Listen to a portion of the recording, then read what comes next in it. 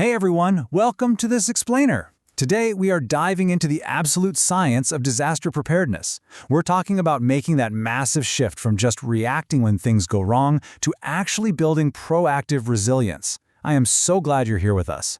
We're going to look closely at the fundamentals of disaster management, the incredibly vital roles people play, and exactly how this whole thing takes shape on the ground, specifically looking at Nigeria's approach. So let's start by confronting a pretty stark reality, right? We cannot stop every single disaster from happening. Nature and sometimes human error is just going to take its course. We can't halt every flood or fire or pandemic. But what happens when they hit? Well, we absolutely have agency in how we prepare for them. Taking control of our readiness is exactly what disaster management is all about. To demystify this massive topic, we'll quickly cover defining disaster management. Natural versus human-induced threats, the 5 core objectives, roles on the ground, and finally, Nigeria's specific approach. All right, Section 1, defining disaster management and shifting from rescue to resilience. Let's actually start simple, with the word itself. What is a disaster? Well, it's a serious disruption to a community where the damage is literally just too big for people to handle alone. The absolute crucial point here is the scale. A localized problem that a single neighborhood can fix quickly, not a disaster in this context. A true disaster completely overwhelms normal, day-to-day resources and demands a much broader, coordinated intervention. Building on that, disaster management is the continuous cycle used before, during, and after an event to prevent risk, save lives, and rebuild better. Now, what's really interesting here is that this completely busts the common myth that this field is only about emergency rescue. It reveals it instead as a continuous, proactive cycle. You know, it's not just about sirens and immediate relief. Actually, scratch that. Relief is important. But it's truly about the meticulous planning beforehand and the strategic rebuilding long after the dust settles.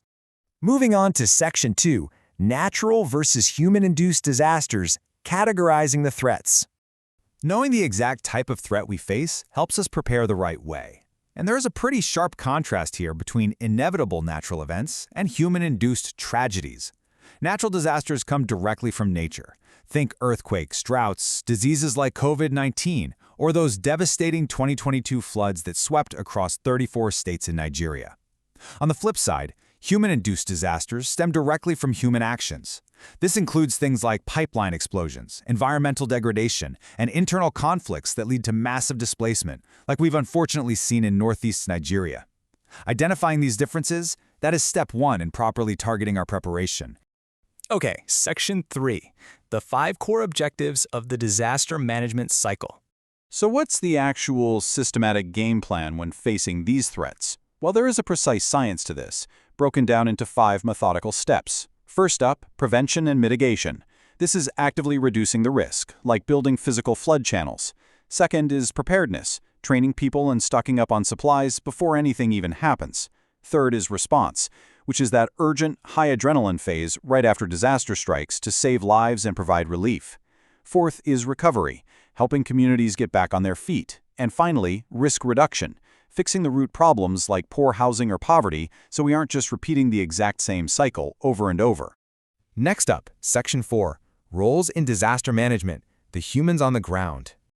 All these overarching systems that map risks and send early warnings rely heavily on the actual people making rapid, life-saving decisions. Think about the local disaster managers. They're out there analyzing risks, planning critical evacuations, and constantly coordinating with massive government agencies like NEMA and NGOs like the Red Cross. They have to manage complex logistics and lead the recovery efforts. It's a role that demands intense, rapid decision-making and a really intimate understanding of the people and the geography they're trying to protect. And that brings us to Section 5, Nigeria's approach and resilience, localizing the framework.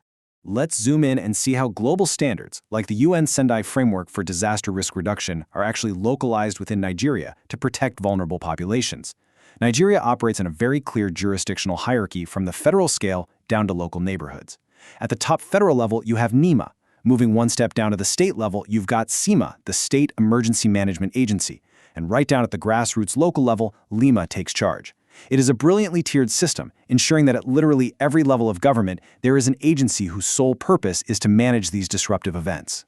Now, what are these agencies actually fighting against on a daily basis? In Nigeria, they are constantly battling very specific, localized threats to achieve their ultimate goal of community resilience. We're talking about widespread floods, severe land erosion, devastating oil spills, and internal displacement. Fully understanding these exact localized threats is the only way NEMA, SEMA, and LEMA can allocate the resources efficiently and actually make a difference. Listen, if you take away nothing else from this explainer today, I want you to memorize this one powerful formula. Vulnerability plus hazard equals risk. Basically, if we actively reduce our vulnerability to a hazard, we effectively shrink the disaster risk itself. A hazard is just a threat, right? Like heavy rain. But vulnerability? That's living in a flood zone with zero drainage. When you combine those two, boom, you have high risk. So by tackling our vulnerabilities through better infrastructure, education, and prep, we drastically reduce the total disaster risk. It's all about creating communities that can truly bounce back. As we wrap this up, I want to leave you with a crucial question to think about. How can you step up and use this formula to reduce vulnerability in your own community? Because at the end of the day, disaster management isn't just from massive federal agencies. It's about planning ahead on a community level so that when trouble inevitably hits, absolutely everyone is safer. Thank you so much for joining me for this explainer. Save this information, share it with your community, and I'll catch you in the next one.